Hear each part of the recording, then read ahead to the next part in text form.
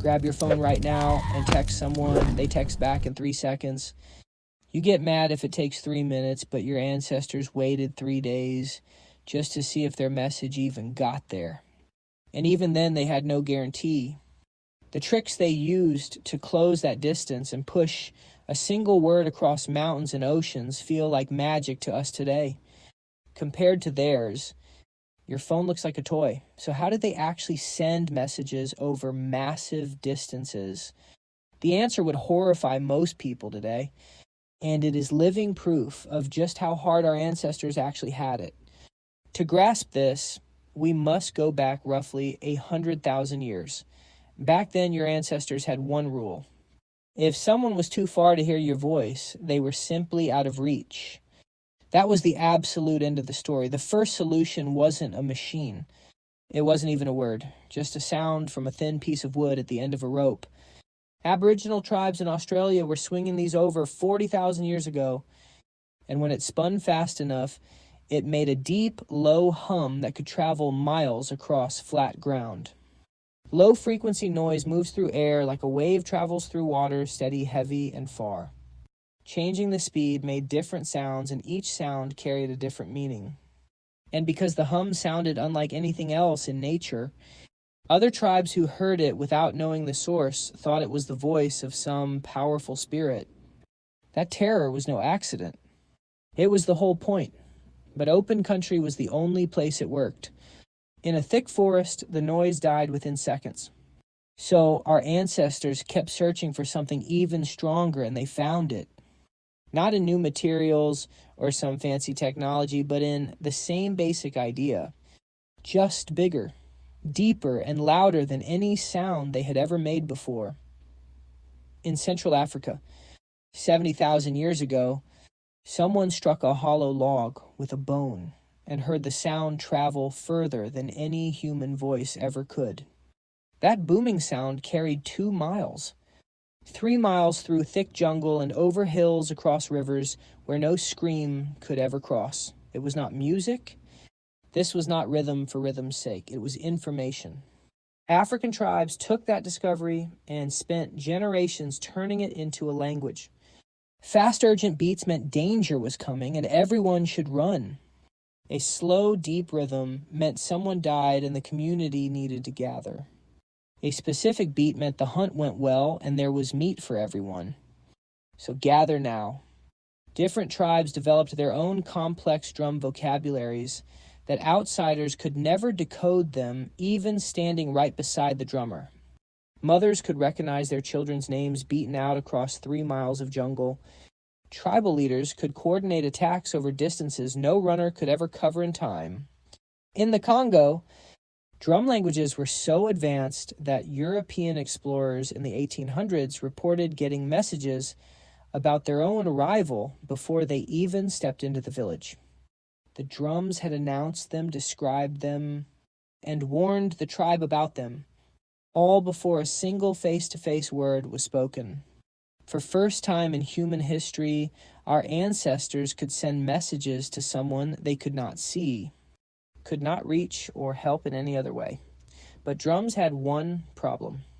Thick forests swallowed the sound, mountains blocked it, and open plains killed it. So your ancestors went hunting for something that could travel way further, something no mountain could ever block and no forest could swallow. They looked up, finding their answer in the sky. Smoke by day, fire by night. Native Americans built smoke signal systems so precise that a single puff meant one thing, and 2 puffs meant something entirely different. The Romans built chains of beacon towers across their whole empire, stretching thousands of miles from one border to another. One tower lit its flame. The next saw it and lit theirs, then the next and the next. An alert that would have taken a runner on foot 3 weeks to deliver arrived in less than an hour. But fire and smoke still needed one thing your ancestors could not always guarantee: clear weather and a clear sky. But history also records the times it failed. In 1453, the Byzantines fell partly because their warning network had gaps. News of the Ottoman attack never reached the outer forts in time. By the time they realized what was happening, the gates were already shattered. So they built something else entirely. In the Inca Empire, trained runners called chasquis were stationed every few miles across 25,000 miles of mountain trails. Each runner memorized the message, sprinted their stretch at full speed, handing it to the next. Fresh legs, same message, zero rest. A message could travel 2,500 miles in 5 days across some of the harshest mountain terrain on Earth. These were no ordinary men. They trained their entire lives for this. And the message wasn't written on paper. It lived inside their heads. And if a runner died out there, the message died with them. Every method, your ancestors invented the drums. The fire towers and relay runners were built on one desperate urge, the need to reach someone before time ran out. And that need is still wired deep inside you today. Think about the last text you sent and then waited for a reply that just never came. That tight, uncomfortable knot in your chest is no modern invention. Your ancestors felt it too, standing on a hilltop watching smoke billow from the wrong direction. They felt it straining for a drum beat that had gone silent right in the middle of it. The technology changed completely, but the feeling never changed.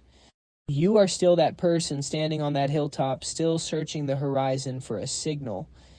The only difference is the horizon is a phone screen now, and the signal is a notification. The desperate ache underneath it is exactly the same. But out of all the methods your ancestors dreamed up, none is stranger or more gut-wrenching than this one. In October 1918, during the last weeks of World War I, an American battalion of 550 was trapped deep behind enemy lines in the dense Argonne forest in France. No radio, no runners, and no escape. German troops attacked from every side, and friendly fire from their own lines was raining down on them by mistake, killing the soldiers it was supposed to protect. They had already sent every carrier pigeon they carried, and every single one was shot down before ever reaching headquarters. Just one pigeon was left, a small blue and gray bird named Cher Ami. They strapped a message to his leg. Our men are being slaughtered.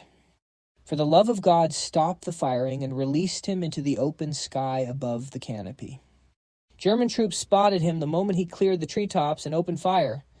Cher Ami was hit almost immediately, but he kept flying and he actually delivered the message.